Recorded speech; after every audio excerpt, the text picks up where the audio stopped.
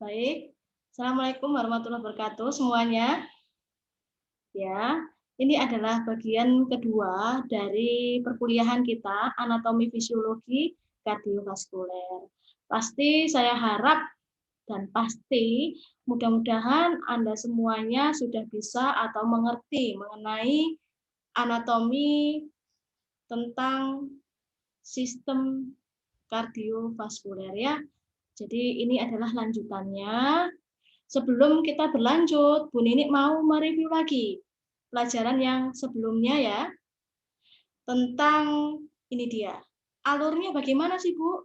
Terkait dari peredaran darah dari masuknya sampai dia menuju ke seluruh tubuh. Oke, kita ulang lagi ya di sini.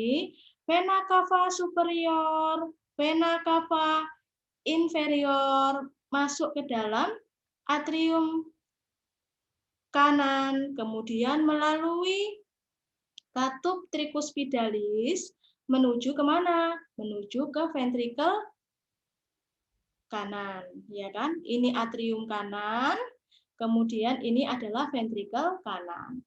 Sebelum menuju ke paru-paru, baik paru-paru kiri maupun paru-paru kanan, dia melewati apa? Melewati katup, namanya katup semilunaris pulmonalis.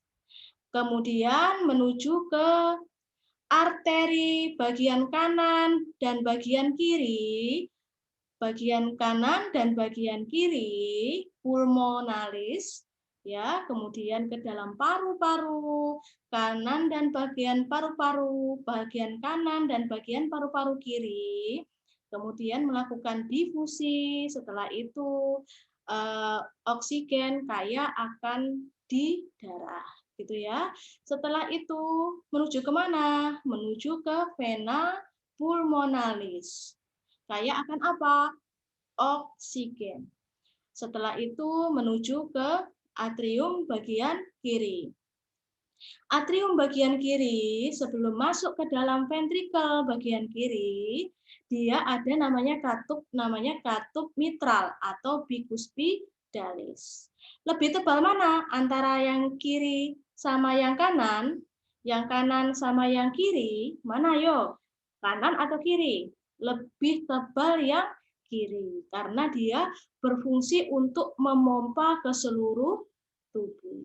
Nah, setelah dari ventrikel kiri, dia mau melewati aorta ke seluruh tubuh, ada namanya katup. Namanya adalah katup semilunaris aorta. Nih, kemudian ke aorta ke seluruh tubuh. Ya. Nah, ini dia, Bu Nini ulang lagi biar hafal semuanya. Jadi,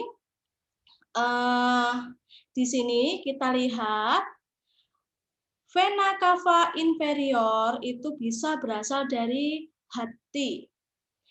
Terus kemudian dari digestif atau pencernaan, dari ginjal, renal, dari pelvis dan dari kaki yang bagian bawah sendiri ya.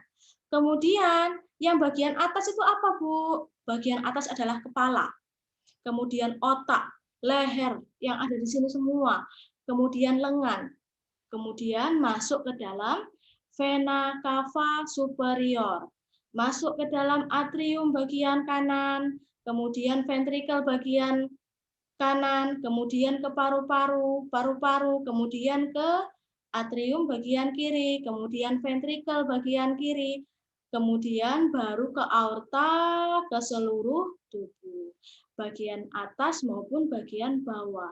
Setelah itu baru kembali lagi dalam keadaan membawa darah CO2. Begitu ya. Oke. Kemudian ternyata ada namanya sistem konduksi atau sistem hantaran jantung. Jadi atrium dan ventrikel itu harus berkontraksi secara berturutan agar aliran darah dapat efektif. Nah, kontraksi yang teratur terjadi karena sel-sel khusus dan sistem hantaran secara langsung membangkitkan dan menghantarkan impuls listrik ke sel miokardium. Nah, ini yang mempengaruhi kontraksi pada jantung itu. Gitu ya. Nah, ini dia sistem konduksi atau sistem hantaran itu dibagi menjadi 4. SA node, AV node, bundle His, dan serabut Purkinje. Ya, saya ulang lagi. Apa yang pertama? Yang pertama adalah SA node. Yang kedua adalah apa? AV node. Yang ketiga adalah bundle His. Yang keempat adalah serabut Purkinje. Nah, yang paling besar yang mana, Bu? Yang paling besar yang mana ya? Nah, ini dia. Yang paling kuat itu adalah SA, sinoatrial node. Yang kedua adalah AV node, atrioventricular node. Ya, berarti kalau atrioventricular berarti di antara atrium dan ventricle. Ini letaknya. Di sini ya. Kalau SA node di mana, Bu? Ini. Berarti di mana? Di dekatnya vena cava superior, di atas. Kemudian AV node di mana, Bu? Ini dia. Kemudian bundle His di mana, Bu? Di sini. Kemudian serabut itu berarti mana di sini? Nah, ini dan ini. Nah, hantarannya minimalis untuk serabut Purkinje. Nodus sinoatrial atau SA node itu terletak di vena cava superior. Bagian mana? Bagian atrium kanan di sini. Ini dia. Karena kanan ini bukan di kiri kan? Juga vena cavanya letaknya di mana? Bukan di kiri, tetapi di kanan. Awal mula sistem hantaran dan normal berfungsi untuk pacu jantung ke seluruh apa? Ke seluruh miokardium. Miokardium berarti otot. Letaknya di mana? Letaknya ada di tengah-tengah, ya kan? Kalau lapisan itu ada 3, yaitu yang pertama apa? Endokardium bagian dalam, tengahnya namanya apa? Miokardium, yang akhir apa? Perikardium. Di sini ternyata impulsnya besar, sekitar 60 sampai 100 impuls per menit. Frekuensinya bisa berubah sesuai kebutuhan. Karena apa? Misalnya kalau kita lagi olahraga itu juga akan mempengaruhi, begitu. Semakin kita memompa jantungnya semakin cepat, berarti otomatis ini juga akan mempengaruhi. Kemudian nodus atrioventricularis. Nah, ini yang di mana letaknya? Letaknya di mana? Di dinding atrium kanan dekat dengan katup tricuspidalis. Kita lihat dinding atrium kanan. Ini atrium kanan dekat dengan nih. Ini kan tricuspidalis. Berarti letaknya di sini. SA node mana, Bu? Ini. Ini. AV node mana, Bu? Ini. Ya. Oke. Bundle His, serabut Purkinje. Lanjut, di sini sinyal listrik dimulai oleh SA node, kemudian dihantarkan kemana? AV node. Setelah dari SA node, kemudian dihantarkan ke nodus AV node. Terletak di dinding atrium kanan dekat katup tricuspidalis. Kecepatannya adalah adiknya dari SA node, yaitu 40 sampai 60 impuls per menit. Sedangkan bundle His itu adalah setelah dari AV node ya ke bundle His. Nah, ini. Kemudian ya berjalan ke dalam septum, bercabang ke bundle kanan dan bundle kiri, berakhir di mana? Di serabut Purkinje. Bila ya, jadi ada kasus bila SA node itu tidak berfungsi, padahal impulsnya berapa? Paling besar berapa? 60 sampai 100. Nah, kalau seumpamanya mengalami gangguan, berarti akan digantikan oleh siapa? Nodus AV node. Berapa pacu jantungnya dia? Kecepatannya 40 sampai 60. Lah, kalau dia rusak, berarti siapa yang menggantikan? Yang menggantikan yang lebih kecil lagi siapa? Si bundle His sama serabut Purkinje. Kurang dari 40 menit, bayangkan. Ini apa tidak menyebabkan kontraksinya akan bermasalah ya kalau seumpamanya hantarannya kecil begitu. Kelistrikannya yang diberikan kecil berarti otomatis hantarannya denyutnya juga akan menurun begitu. Hati-hati. Jadi begitu ya. Kemudian persarafan jantung itu ternyata dia itu disarafi oleh saraf otonom. Beda dengan kasus pada pernafasan. Pernafasan itu kita bisa menahan nafas ya. Kalau jantung tidak bisa, begitu. Tidak bisa kita minta ayo berhenti dulu, capek, tidak bisa. Jantung tetap berdetak, begitu. Ada saraf simpatis dan saraf parasimpatis. Kalau saraf simpatis itu apa? Dia merangsang stimulasi denyut jantung. Kalau saraf simpatis itu kuat dan cepat, kebalikannya dari saraf parasimpatis, yaitu apa? Kontraksinya lemah dan lambat. Itu berbeda atau terbanding kebalik, gitu ya.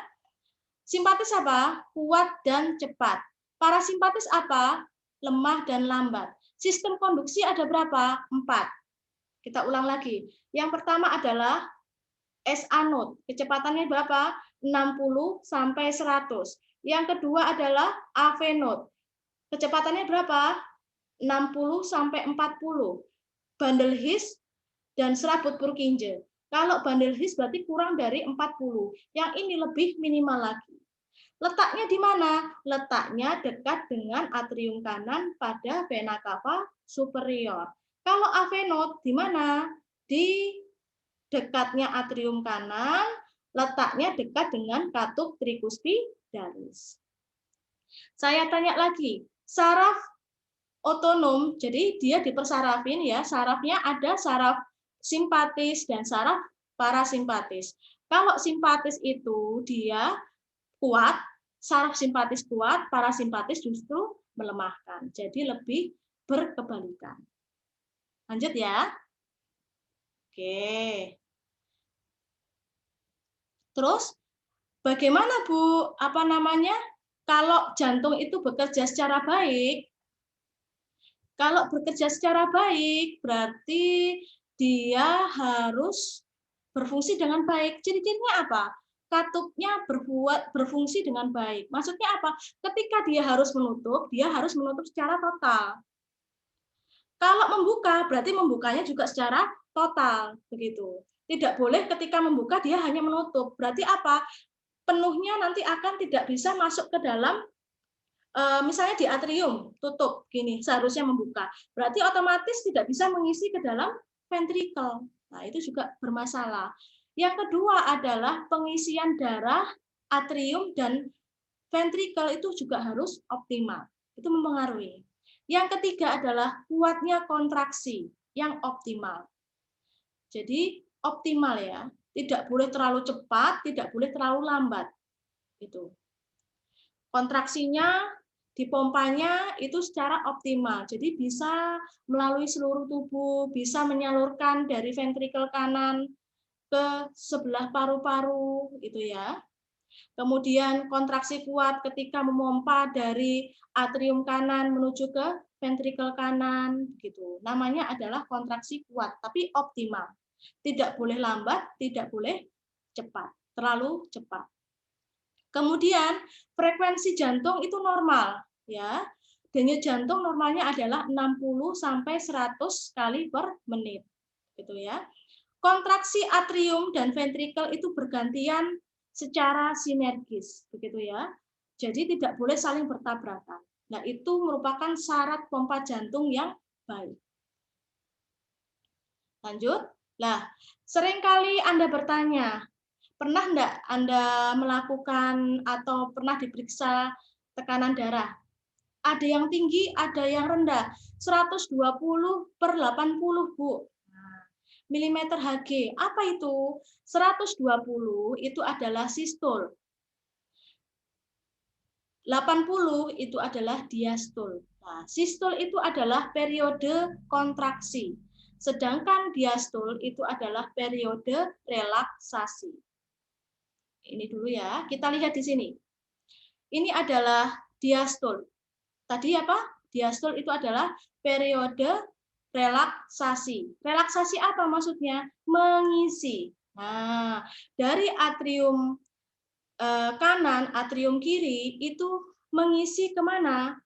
Yang atrium kanan mengisi ke ventrikel kanan, yang atrium kiri mengisi ke ventrikel kiri. Nah, dibuka, dia hanya menunggu. Dipenuhi oleh pasokan darah dari atrium kanan dan atrium kiri. Kalau periode sistolik itu adalah kontraksi atau periode dia harus memompa. Berarti kalau yang bagian kanan itu dia harus memompa ke paru-paru. Kalau bagian kiri dia harus memompa ekstra menuju kemana? Ke mana? Ke seluruh tubuh. Sehingga dia itu namanya adalah sistolik untuk kontraksi, diastolik untuk pengisian atau relaksasi. Terus kemudian ada dup loop itu apa? Lah, kalau loop itu maksudnya adalah penutupan katup pada arteri ventrikel di sini. Nah, jadi posisinya adalah di sini itu ada apa namanya? Ada darah, kemudian sistol apa? Kontraksi, memompa. Nah, itu adalah loop. Nah, kalau diastol itu mengisi, berarti relaksasi. Dup itu adalah menutup pada mana? Semilunar. Katup semilunar itu ada dua, di paru-paru dan di aorta. Nah, itu. Jadi yang membuka itu adalah bagian katup trikuspid dan bikuspid, tetapi yang bagian sini paru-paru dan bagian aorta ke seluruh tubuh itu ditutup, begitu. Baru kalau sudah terisi, baru dipompa yang kanan ke paru-paru, yang kiri kemana? Ke seluruh tubuh, begitu. Sama dengan yang ini ya. Sistol itu berarti yang ditutup yang mana?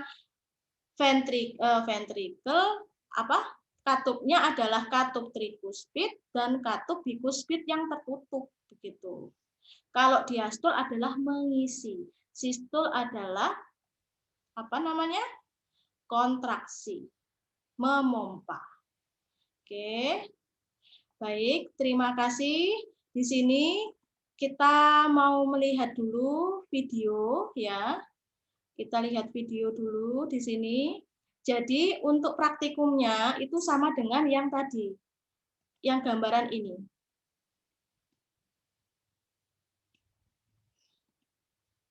Mana tadi?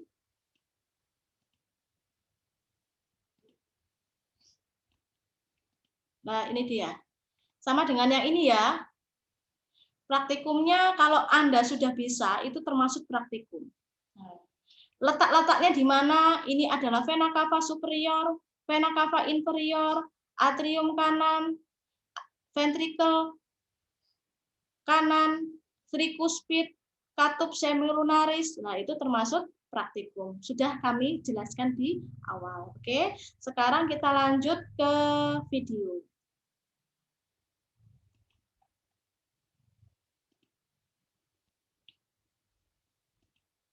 Tunggu sebentar ya.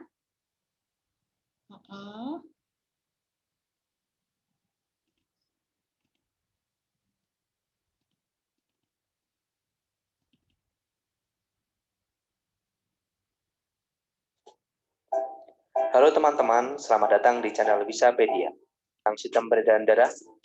Sistem peredaran darah manusia sangat penting untuk kelangsungan hidup manusia. Dengan adanya peredaran darah, maka oksigen dan sari-sari makanan bisa diterima oleh semua organ tubuh. Maka, kita harus memahami tentang sistem peredaran darah agar kita bisa menjaganya. Namun sebelum melanjutkan, pastikan kalian sudah klik tombol like. Nah, sebelum kita membahas tentang sistem peredaran darah manusia, mari kita mengenal organ peredaran darah tersebut. Organ peredaran darah yang pertama adalah jantung. Yang kedua, pembuluh darah. Dan yang ketiga adalah darah.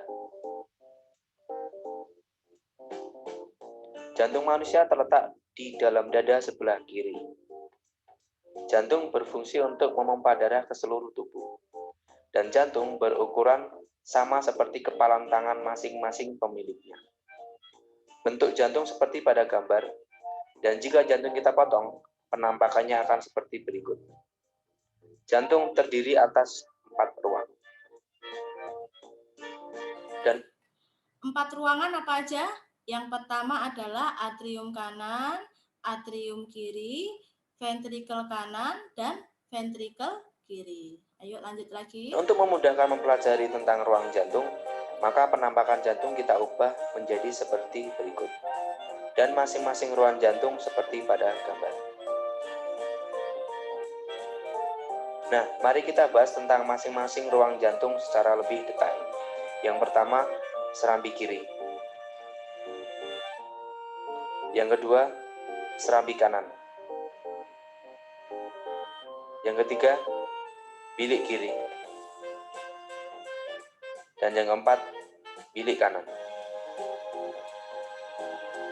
Agar darah dalam ruang jantung tidak tercampur, maka jantung mempunyai katup atau sekat, yang biasa disebut katup jantung. Berikut letak masing-masing katupnya.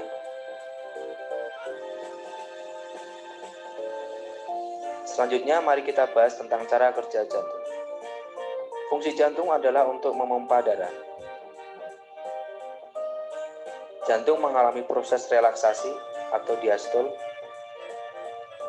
di mana otot jantung mengendur sehingga jantung seperti mengembang, dan letak darah masih di serambi seperti pada gambar. Lalu kontraksi atau sistol, di mana otot jantung menegang sehingga jantung menguncup dan letak darah masih di bilik seperti pada gambar. Jadi, setiap jantung berdenyut, selalu ada gerakan relaksasi dan kontraksi secara terus-menerus selama manusia itu hidup. Selain jantung, ada organ yang tak kalah penting, yaitu paru-paru. Bentuk dan letaknya seperti pada gambar.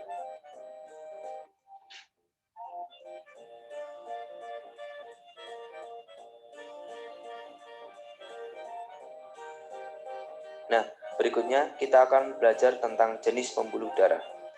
Pembuluh yang pertama adalah pembuluh arteri atau pembuluh nadi, yaitu pembuluh darah yang membawa darah keluar dari jantung, biasanya berwarna merah. Gambarnya sebagai berikut. Terlihat itu ada pembuluh nadi terbesar, yaitu aorta. Lalu pembuluh nadi, lalu ada pembuluh kapiler. Pembuluh kapiler itu adalah pembuluh yang menghubungkan pembuluh darah langsung ke organ tubuh manusia. Pembuluh ini sangat kecil sekali. Lalu berikutnya ada pembuluh balik yang mengantarkan darah kembali ke jantung. Ada pembuluh arteri pulmonalis yang mengantarkan darah dari jantung ke paru-paru. Ada pembuluh vena pulmonalis yang mengantarkan darah dari paru-paru kembali ke jantung. Berikutnya adalah proses saat jantung berdenyut.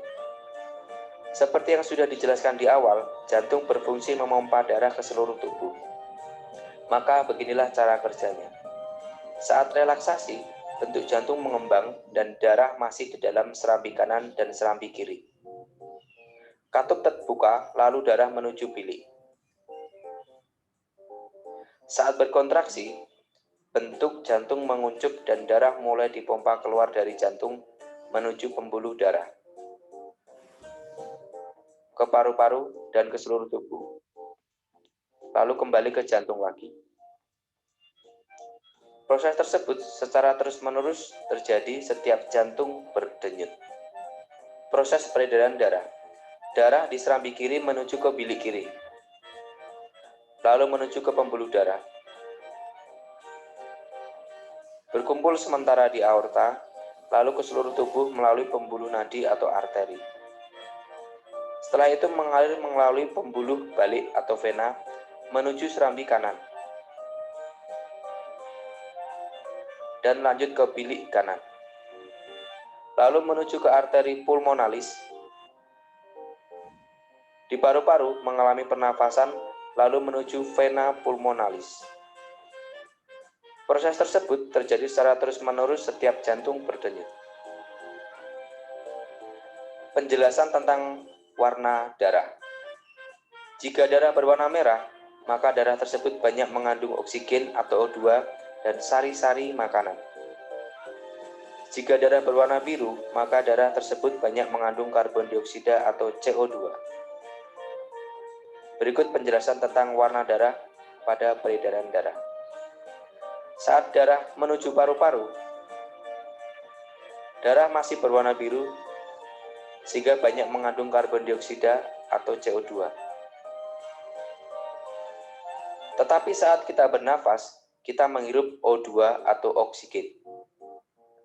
Oksigen tersebut diikat oleh darah sehingga warna darah menjadi merah lagi karena banyak mengandung oksigen. Saat itulah karbon dioksida atau CO2 dikeluarkan melalui hidung.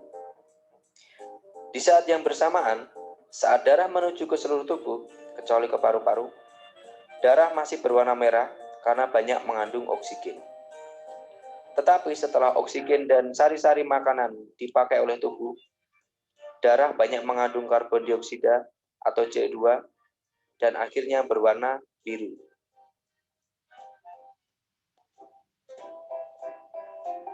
Nah, sekarang kalian sudah paham kan tentang sistem peredaran darah manusia? Jika video ini bermanfaat, jangan lupa like, subscribe, dan komen ya. Oksigen dan sari-sari makanan. Baik ya, di sini sudah jelas semua mengalir itu karena jantung itu berdenyut begitu. Kemudian semua ini itu sinergis. Ketika atrium kanan itu juga terisi oleh darah, atrium kiri juga terisi darah. Jadi sama-sama berurutan gitu. Ketika masuk ke ventrikel, ini juga masuk ke ventrikel darahnya. Ketika dia keluar ke seluruh tubuh, yang dari ventrikel bagian kanan dia menuju ke paru-paru, begitu ya. Kemudian yang ini ke sini, masuk ke sini lagi, ini ke sini, sama, simultan, sama-sama, begitu. Terima kasih, sudah selesai ya ini untuk videonya. Stop dulu, share. Baik, untuk perkuliahan pada hari ini, khususnya untuk perkuliahan anatomi fisiologi pada kardiovaskuler sudah selesai. Jika ada pertanyaan, disilahkan, kemudian dituliskan di Google Class. Jangan lupa absensi terlebih dahulu setiap perkuliahan dari link yang telah Bu Nini sediakan. Terima kasih. Assalamualaikum warahmatullahi wabarakatuh.